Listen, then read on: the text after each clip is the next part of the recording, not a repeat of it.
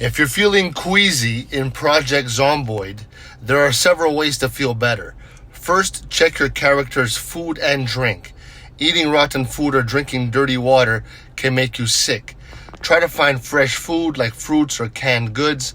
Drinking clean water is also important, so always look for water bottles or wells. Next, find a safe place to rest. Your character can recover by sleeping in a bed or resting in a chair. This will help reduce queasiness. If you have medicine like painkillers or antibiotics, use them to feel better faster. Sometimes, your character might get queasy from injuries or infections. If you have cuts or bites, make sure to clean and bandage them. You can find bandages or make them from cloth. Finally, avoid stressful situations. Staying away from zombies and not running too much can help keep your character calm.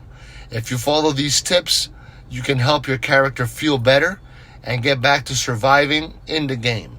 So remember, taking care of your character is important in Project Zomboid.